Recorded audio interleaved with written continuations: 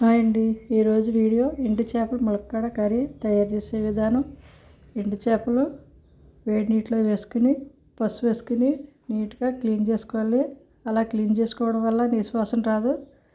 వేడి నీళ్ళలో కంపల్సరీగా వేస్తే తొందరగా ఇలా చేత్తో ఇలా అనగానే వదిలిపోతాయి. పైన సిలవర్లా ఉంటుంది కదా చేపలు కదా, అంతా వైట్ అంతా పోతుంది. తర్వాత ఉల్లిపాయలు, ములక్కాడలు, టమాటీ, పచ్చిమిరపకాయలు కట్ చేసుకుని పక్కన పెట్టుకోవాలి. స్టవ్ మీద కడాయి పెట్టి హీట్ అయిన తర్వాత ఆయిల్ వేసుకున్న తర్వాత ఎండు చేపలు వేసుకుని బాగా ఫ్రై చేసుకోవాలి. కొంచెం పసుపు వేయాలి, ఇందులో చిటికెడు పసుపు వేసి వేపుకోవాలి. ఇలా వేపడం వల్ల కూర చాలా రుచిగా ఉంటుంది.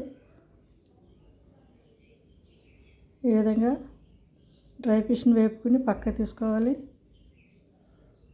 అదే కడాయిలో ఉల్లిపాయ ముక్కలు వేసుకోవాలి. వేసుకుని ఉల్లిపాయ ముక్కలు వేపుకోవాలి.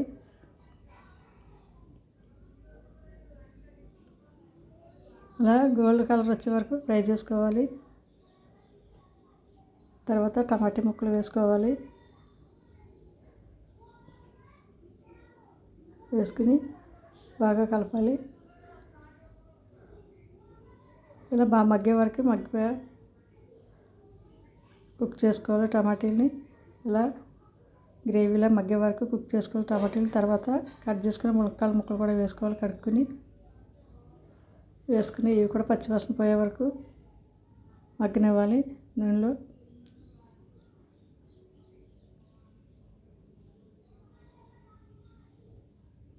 ఇలా కలుపుతూ ఉండాలి. కలిపితే ఈవెన్గా కుక్ అవుతుంది.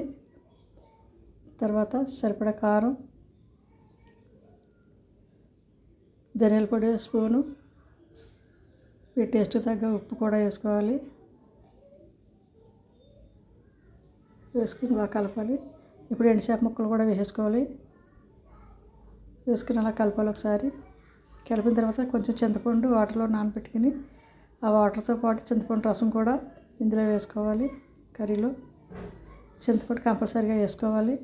అప్పుడే నీసు వాసన అనేది ఉండదు చేపలు. ఇలా వేసేసుకోవాలి. చింతపండు రసం వాటర్ కూడా కలిపి వేసుకోవాలి. వేసుకుని కూర బాగా కుక్ చేసుకోవాలి. ములక్కాడ ముక్కలు మెత్తగా ఉడికే వరకు కుక్ చేసుకోవాలి.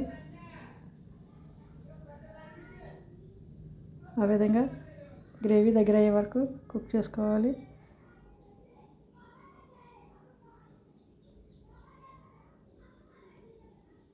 గ్రేవీ ఎక్కువ కావాలంటే దగ్గరగా అయ్యే వరకు కుక్ చేసుకోవాలి. లేకపోతే